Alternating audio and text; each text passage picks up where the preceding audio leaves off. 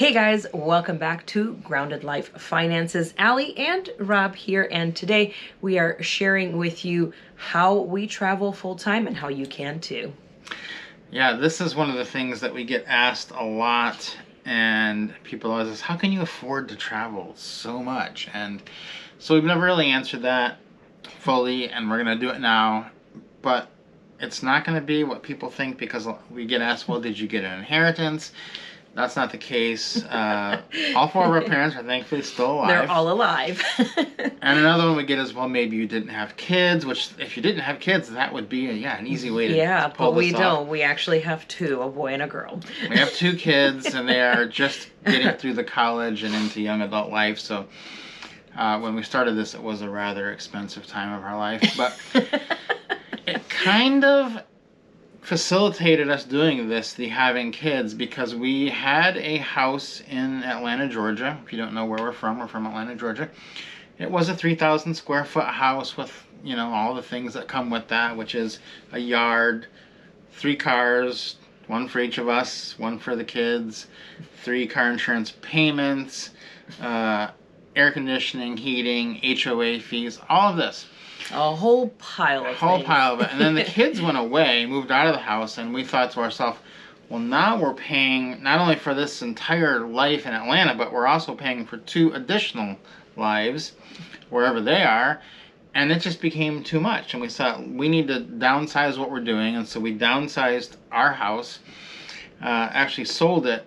And when we started looking at the numbers, we thought, if we got rid of our cars, got rid of our car insurance, got rid of our gas, our oil changes, all those bills I've already mentioned, that's like $5,000-$6,000 a month in bills just out the window. And we had known from previous travel that we could stay in Airbnbs and such in other countries for $1,500 a month very easily, all expenses included. And there's cities that you don't need a car in. So just right there, getting rid of all of our cars, well, except for our kids' car. We still had the one car with the insurance on that. But getting rid of all of our bills, it would actually save us a ton of money to just travel full time. And that's kind of where it came from. And so the question is not, how do you afford to? It kind of became, how do we afford not to do this, because it is so much cheaper, right? Right. I mean, once you came out of your office, I remember, with that big aha moment, and we're like, are you looking at this list of these bills? He's like, here's what we wouldn't have to pay if we just sold everything and just went on the road, which travel has always been a huge thing for us that we have always prioritized over many other things. So the travel part was not a surprise that we wanted to do that. We knew we were going to be traveling with the kids gone, but we thought we could just travel like nonstop, just keep going from place to place. And we already had the experience with Airbnb and other ways of booking things, and thought, this makes no sense to stay here. The math made no sense to continue paying for things we weren't even really fully using. Yeah, so we had a little bit of an advantage because I'm a commercial photographer. That's what I've done for a living, and we were already working online. All of our work was online. All of our sales are online. We didn't need to live in any particular place to do our job.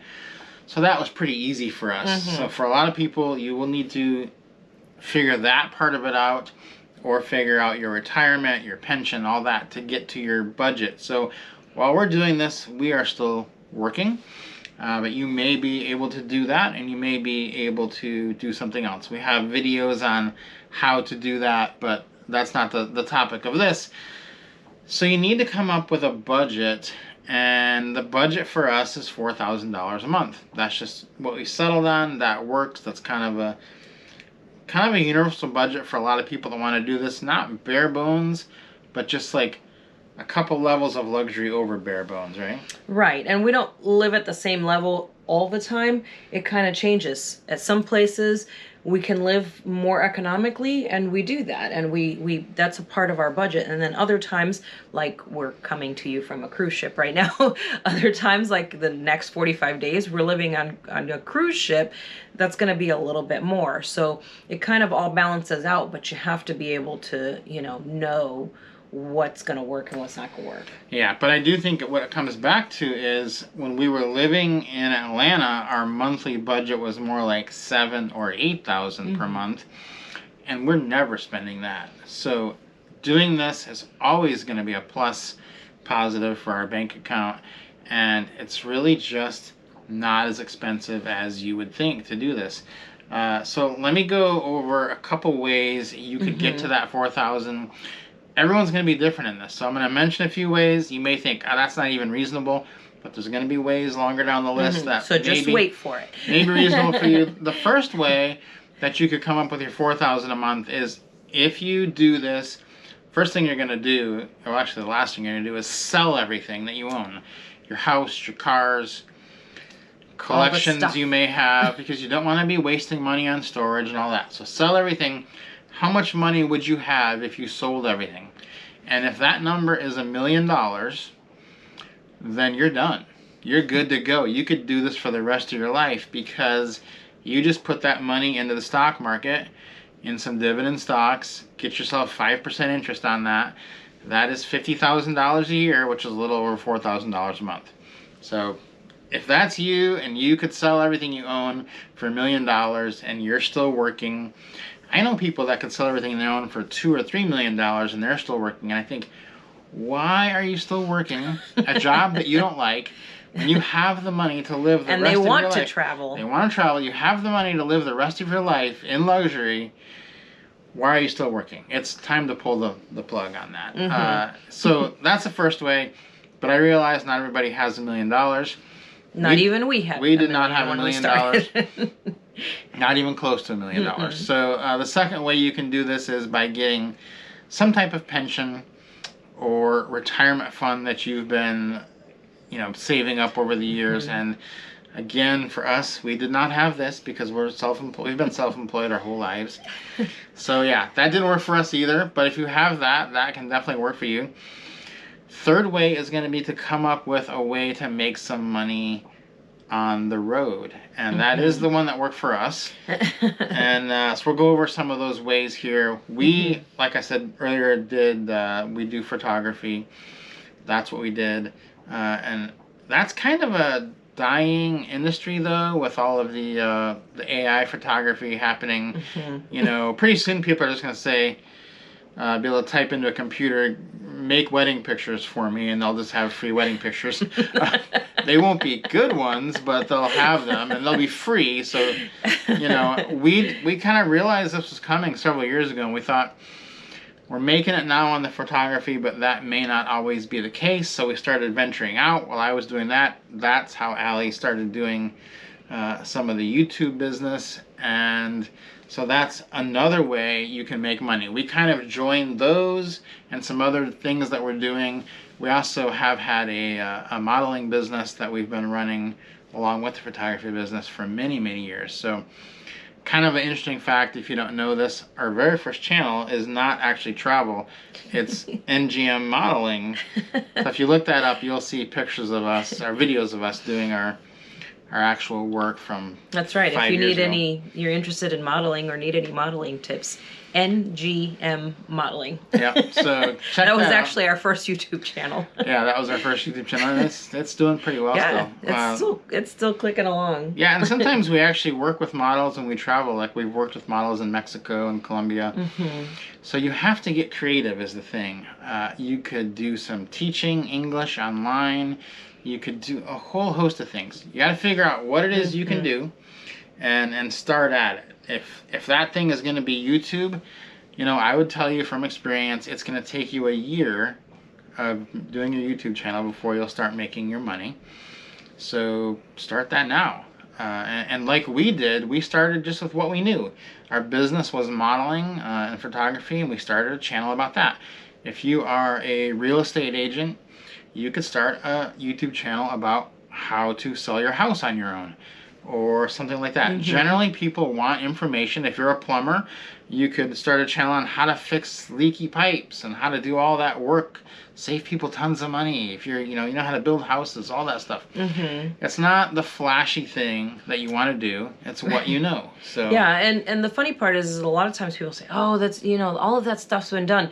But honestly, YouTube is still in its elementary age. It's not infancy, but it's kind of elementary, so it's not even peaked yet as to what it's capable of. So there is plenty of space still on YouTube for the same topics of sorts, like you said, like plumbing. Yeah, there's plumbers on there already, but there's still space for more. Just pick an angle of whatever it is that you do that's your specialty, and go with that. Make it different, make it helpful, make it informational, and you'll do well with that. The same thing with realty. There's a ton of realtors on there, but you could pick a different angle, do something special, and you'll really shine and really move forward. Yeah, I think the mistake that people make when they try to figure out how to move their income from offline to online is to think that they have to switch fields.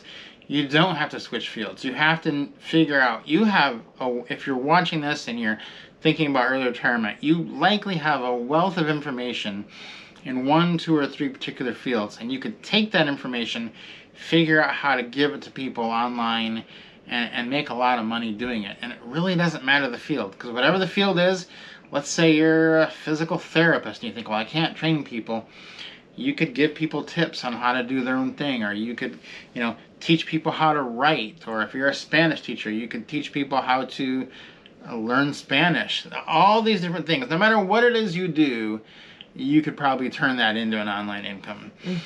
So that's the thing that I want to emphasize, is that there's no one way to go about this, but you do need to figure out how you're going to get to that $4,000 a month number. And you can start slower. Like if you have a kind of a nest egg of $250,000, you could maybe kind of bet on yourself and say, well, we're only getting $2,000 right now, but we're gonna take a little bit each month out of that $250 and work on our income. And we kind of did that a little bit ourselves, because it can take a year or two to get stuff going. But once you get it there, you've got it, and you're good for as long as you want to do it. Exactly. Yeah. Then the next thing you need to figure out is where to target with your money. So you have to be smart. You worked all this hard. You got this pile of money now. Put it together, and now you don't want to waste it. You can't be going to Europe, Paris, London. You can go to Europe. Middle of summer. Yeah, you can go to Europe. You just need to go to Italy, or you need to go to Spain or Portugal. You can't go to London. So you gotta target the cheaper places. We have some videos on here of where you should be targeting, and we're going to be adding more of what the best places to go are and live on that $4,000 a month budget. And maybe you've been blessed, or you've done really well and you've made more money. Then the options really open up for you. But what we're saying is there's tons of places you can go on $4,000 a month. Yeah, so that's basically how we afford it and how you can afford it as well. Guys, hopefully this was helpful to you or enlightening, or maybe you had an aha moment.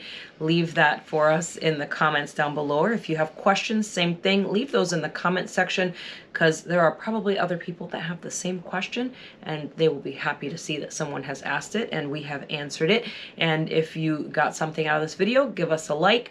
Do not forget to subscribe to the channel. We'll have lots more for you guys.